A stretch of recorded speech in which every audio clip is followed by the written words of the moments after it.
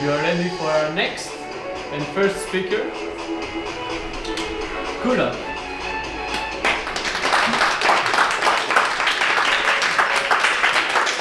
All right, how you guys all doing? I don't know any of you. All right, so I have not been here before, so I don't really know what the vibe is, so I'm going to try and make up my own vibe. I am going to talk about dyschromatopsia, which, if you know what that is, just keep it in your pants for the next 4 slides, and then you can let it out. I've intentionally picked this long and unwieldy word because that's what is going to make the beginning of this work. So bear with me. Does anyone know what this is? Looks like colors. Hey, good start. Good start. Yeah, it's not a painter's palette. It is in the shape of a wheel made out of colors. We're going well. How about this? Anyone know what this is? Experiment setup. Closer. It is definitely not 3-dimensional twister. How about this? An idea? It's not a pencil sharpener. There's a little clue down there. Lantern. Yeah, there's a clue. Definitely not going to help you because it has nothing to do with the Green Lantern. But I think, okay, this next one, you're probably going to get. What is this? It is a color blindness test. Yes, this and all of the others were in fact color blindness tests. This is by far the most well-known. This is called the Ishihara plate. Those are the names of all the others, but even though they are better tests than the Ishihara plate, no one really uses them.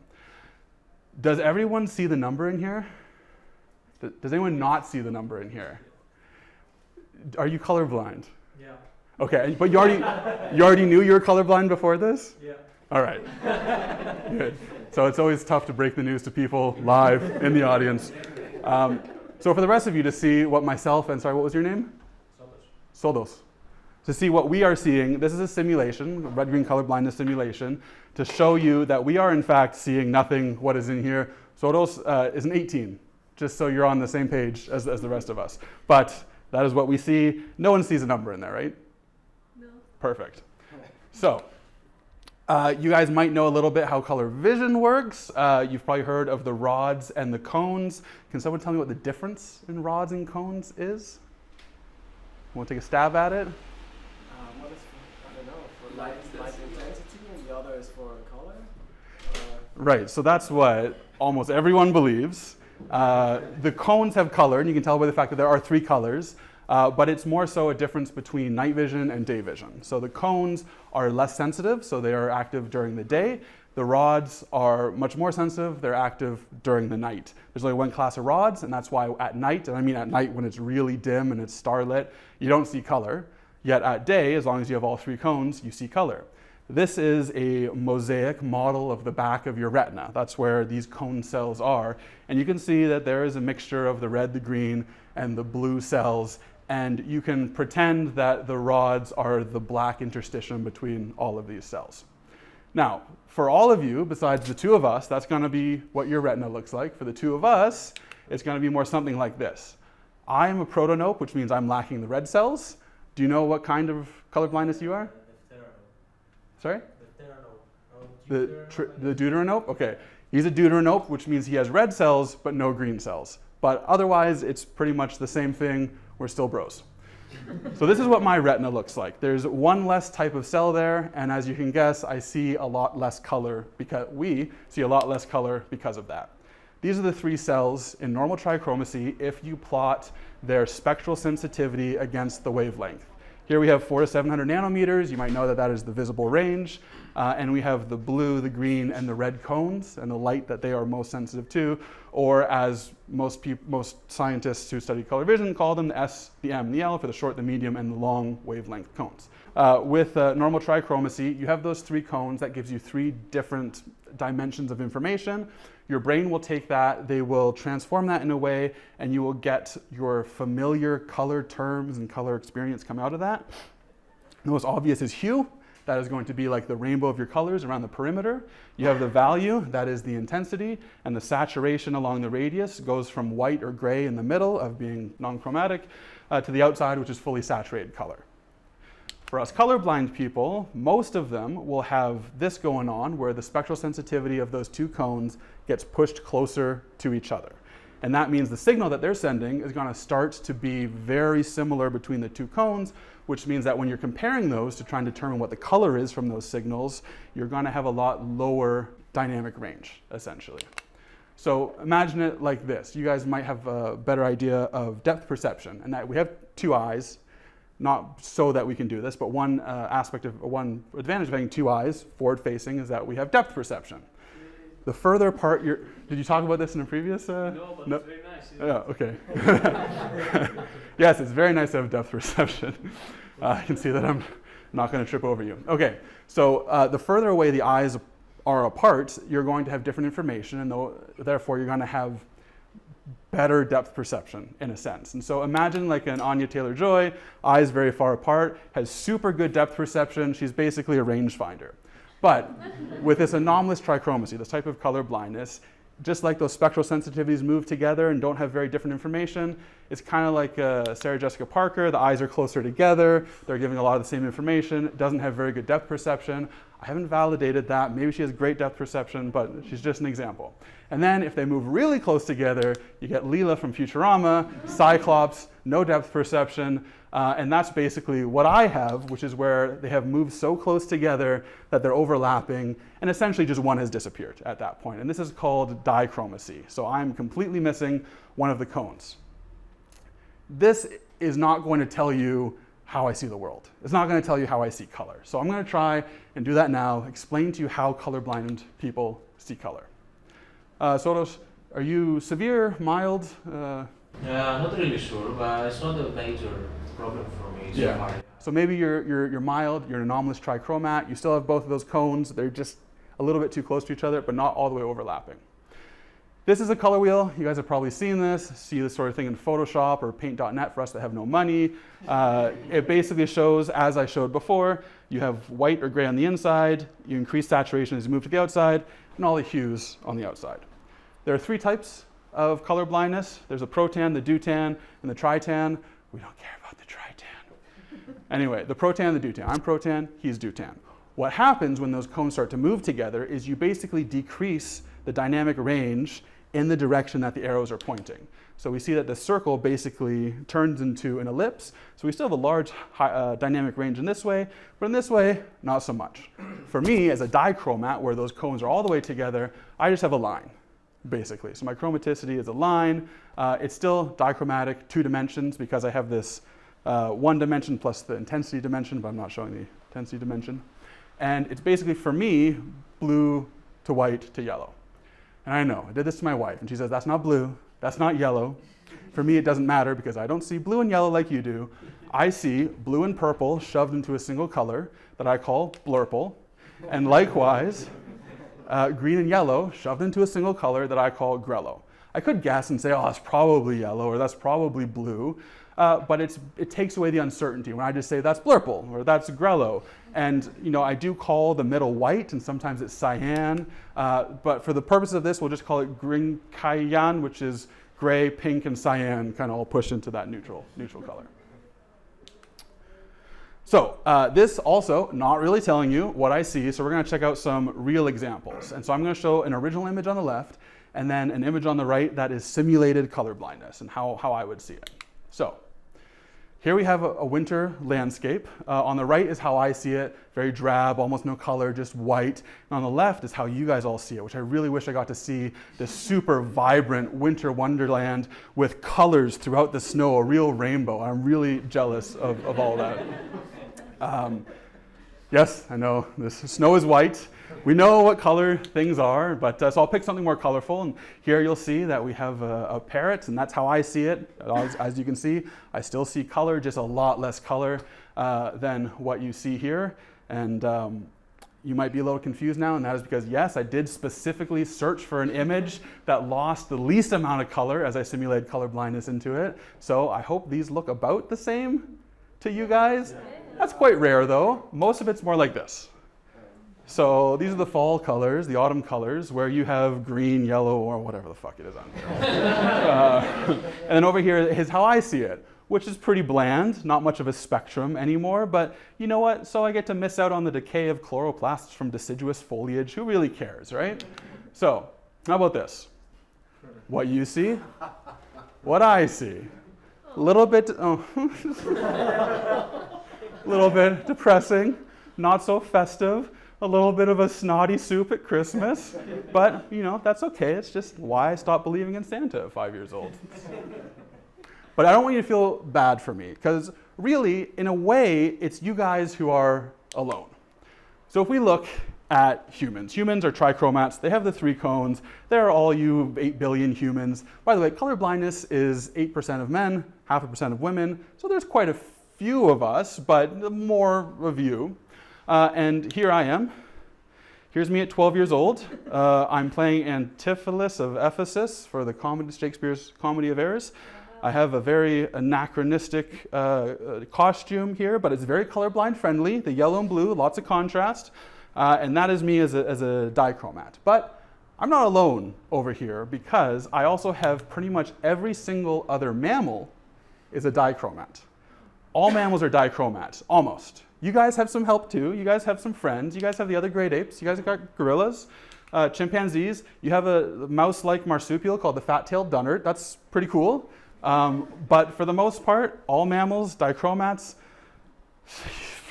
trichromats. Now you might see there's some room over there. And that's for the animals that have 4 cones. Anyone know what they're called? Insect. We're going to stick to vertebrates here. Insects are a little fucked up. Anyone want to give a stab at it? Some birds, right? Well, what the name of it is from the tetrachromacy, exactly. I was really hoping someone would say quadchromacy and I could be a pedant about it, but it's tetrachromacy. And over here we have birds. Who said birds? You said birds, yeah. Fish, reptiles, amphibians, pretty much everything else. So we got the mammals over here, pretty cool. But pretty much everything else has tetrachromatic, has an additional dimension of color vision, and has way better color vision than not only myself, but of you as well. So next time you want to be looking at a colorblind person and be like, your color vision sucks, just remember yourself in the full scheme of things. Especially, just to go on a tangent, do you guys know what a legless lizard is? You heard of a legless lizard? No. Right? You think snake, but it's completely different. So this is a legless lizard. It kind of looks like a snake, but like the head is too small. It's like it's just weird. The nose is weird. It's all tapered. It's like this uncanny valley of snakes. And yet this thing, which kind of looks like the tail of a fat-tailed dunnart, has superior color vision to the rest of you. So how did we go from pretty much everything being tetrachromatic, including dinosaurs, including birds, to mammals, which actually here, don't know if they're dichromatic yet, but mammals were alive at the same time as the dinosaurs. I don't know if that's common knowledge. I didn't know that when I was 12, so whatever. But they lived the same time as the dinosaurs, but to be in their own ecological niche, they had to be burrowing animals, nocturnal, evade the dinosaurs so they wouldn't get eaten, blah, blah, blah. But that meant that they are not using their cones. They're using their rods because they're underground, they're coming out at night. And when you don't use it in genetics, you lose it. And so when you spend 50 million years not using it, that is how we went through the nocturnal bottleneck of mammals eventually becoming dichromats. But then something happened, and you guys got that extra third dimension back. You didn't go all the way to tetrachromacy, but you went to trichromacy. Why was that?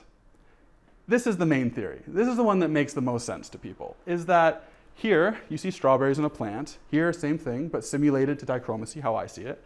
I don't really see the strawberries. They're the same color. Here, you guys see the strawberries. They're a different color. And so if you want to eat strawberries, evolve a third cone.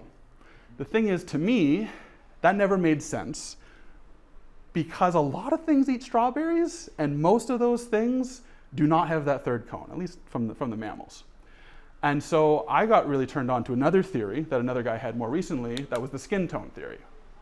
So what you see here, again, original and simulation, is a sunburn and a lady blushing. I don't see those. I don't see sunburn. I don't see blushing, which means that I cannot use skin tone to assess the health of things, and that's why a lot of colorblind people have trouble as doctors, is that I don't see sunburn, I don't see rash, I don't see pallor, people being pale, and likewise, when skin tone is used to communicate things, which is blushing, and in other great apes is a lot more things, such as sexual receptivity, where a chimp's vulva will turn red when she's in heat, for example. I can't see that. And yet, as social creatures, where you need to communicate not only through speech, which we didn't have 30 million years ago, but through these other indicators, that can be a very important reason that we need to evolve to be more social with each other. So, skin tone theory is how I like it.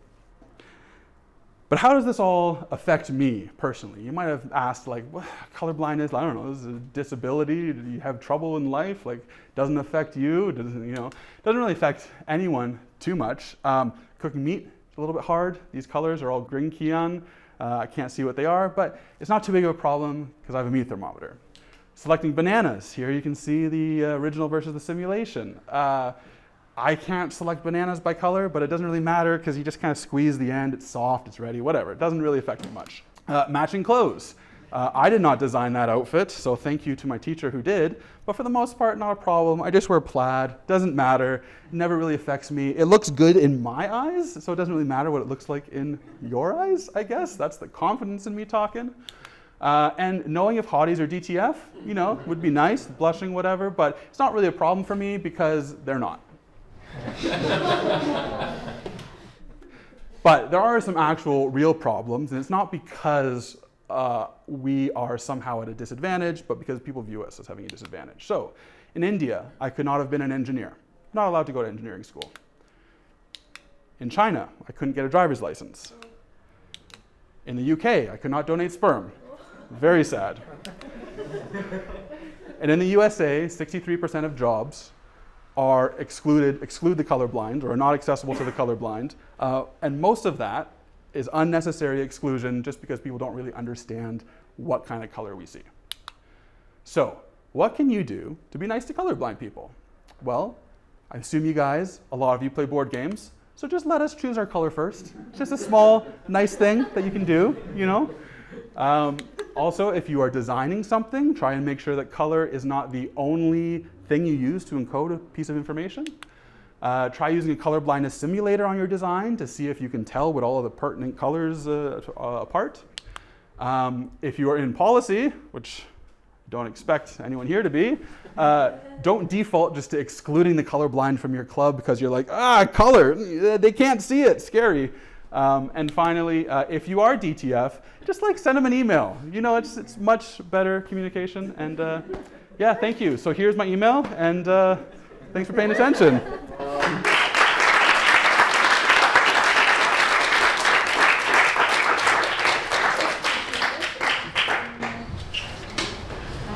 Is there Q&A? You want a Q&A? Yeah, do it. Sure. Yeah, so I have two questions actually. So for the simulation of the colorblind, so are these images exactly the same for you? Or how is the simulation? So as a dichromat, I'll put that. Sorry.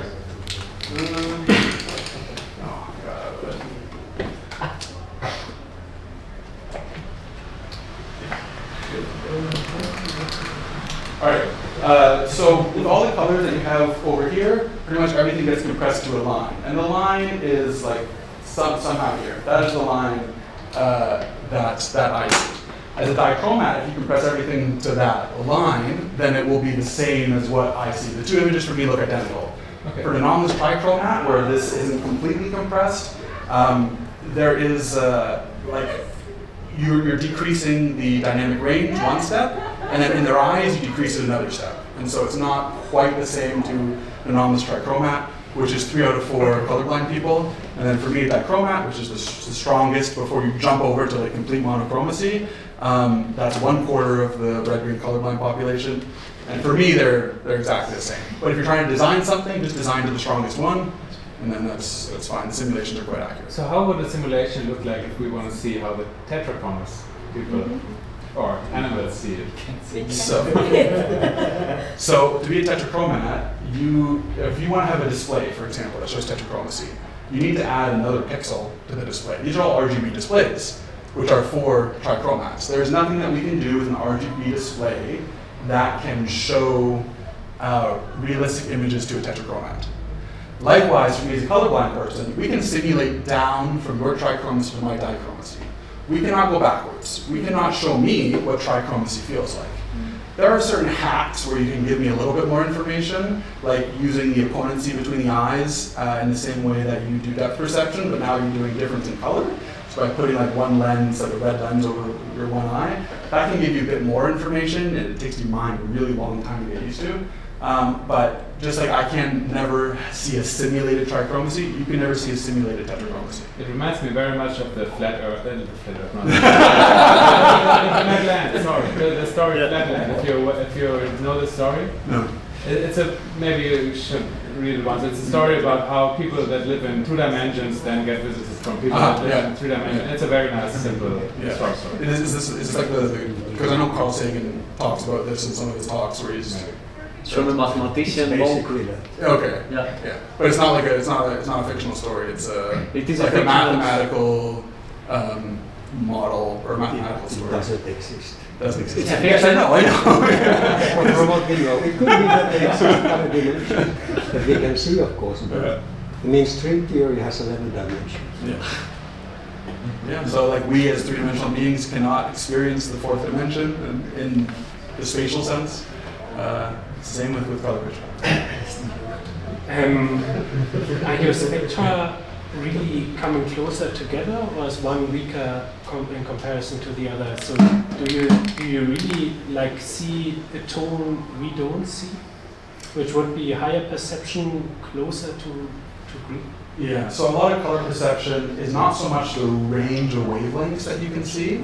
It is this is the opponency between the different channels. That if we took everything here and we shoved it down between 400, we shrunk down to 400 and 555 nanometers, you would see the same number of colors, for example, but it would be mapped onto a smaller range of electromagnetic spectrum. So for me, as a protonope, the red cone is gone, and so the 30 nanometers on the end that only the red cone is sensitive to, I can't see it. So my visible range in this model, very simple model, 400 to 700, is generally larger than that in lab settings, but mine would be 400 to 670, for example. But that is not what makes me see fewer colors. It is the absence of that cone that makes me see. So you have less cones and not Yeah. different ones. So actually, yeah. like your spectra should go down. The more colorblind you get. The spectrum should go down. So you're Like you're asking about this where they shift together. Yeah, so for the anomalous trichromacy, it is a shift. It's not a decrease in the sensitivity for congenital red-green color blindness, which is almost everyone. Okay. For acquired blue-yellow color blindness, then there is the sensitivity of the blue cone can decrease, your number of blue cones can decrease, etc. But that's kind of a different beast that is, it's within the same model, but it's usually much milder. It's not congenital. It happens in old age for a lot of the part. You get cataract, you have yellowing of the lens. That also decreases your sensitivity of the blue part of the spectrum.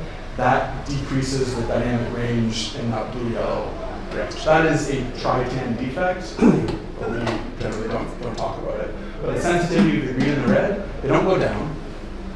They shift, and your So it's brain. not red Sorry? anymore. So it's not red. You're not like your peak is not at the same wavelength. The peak is not the same wavelength. Here, yeah. So Okay, thanks. here we have 530, 560. Oops. But do you have two peaks? One at 530 and one at 540. So 535, for example. I do not. I just have the 530. Soros probably does, because he has the mild form like this. But again, if you're saying I don't see red, it's not because we have a shift, because color is not defined by wavelength. Like 500 or 670 nanometers is not red. Color is the intersection of a real physical phenomenon, the reflectivity of the surface object, and the cones in our eyes. And red, to me, just doesn't exist. It's not that I can't see it, it just doesn't exist in the framework of my eye. How did you find out? Oh, I knew this when I was like 6 years old. Because for me, when I'm like drawing with crayons and I draw the sky purple and the grass orange, your teacher's like, well, you're obviously not stupid, you're just colorblind.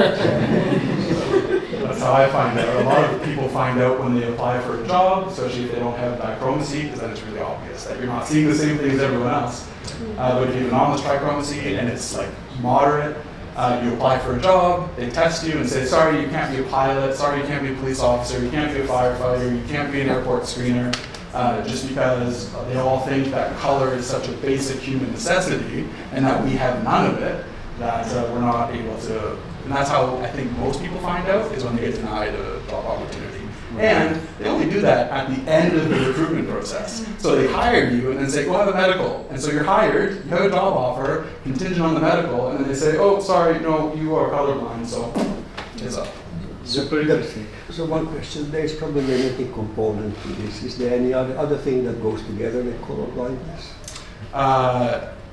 Yes, I think you want to move along. I can talk to you about the genetics at the break.